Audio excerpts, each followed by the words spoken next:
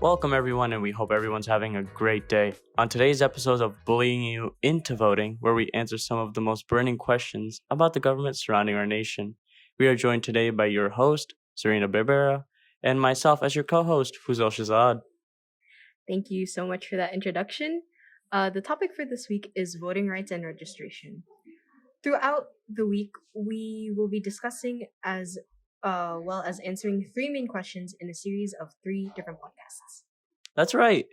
The question of today's episode will be, what keeps people from voting? Now, when we say voting, it means all types of voting. This includes elections such as primary elections, midterm elections, presidential elections, and all other elections present. I'll hand it off to you, Zarina, to make the first point.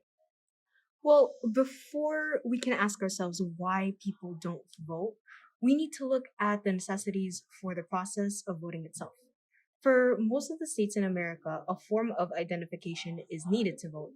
According to a website known as the Global Citizen, about 36 out of 50 states require some form of identification to vote. I largely agree with what you're saying, Serena. Looking at the same source, almost 21 million people are left without proper identification. And all of these people are unable to vote due to this. And getting a proper ID is harder for some people than others. Groups such as the older population, minorities, and low income households are often barred from taking advantage of their right to vote. While I agree with you, I have to say that there is also another reason as to why people are not voting. As you just said, there are groups of people who are not voting. However, the reason for not voting could be something other than a lack of ID.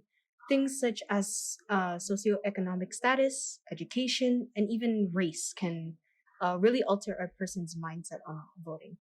A survey conducted by Caltech and MIT on both registered and non registered voters who did not cast their vote showed that people who were of color were not likely to not vote due to barriers, whereas the white majority who did not vote just did so out of choice.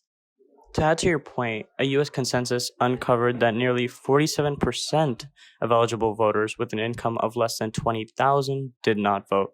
It stands to reason that there are multiple factors to this problem, and further research only covers more reasons. Even simple factors such as the day when a voting is held. You do make a point there. Voting is held on a Tuesday, and the day of voting is not a federal holiday. Um, as such, laborers and those who work corporate jobs do not have the ability to get their votes in.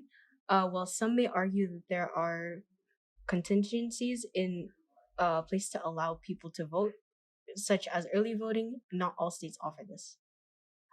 Even after taking into account all these reasons, there are still people who choose not to vote due to their political standpoints and agendas. Oftentimes, people do not vote because they believe that the two political candidates, of them, none of them represent what they stand for. While Republicans and Democrats are the two biggest parties in the United States, 7% of the population are independent, and they are often less politically active as compared to the rest of the population. Furthermore, they cannot participate in things such as primary elections as they select candidates for a certain party.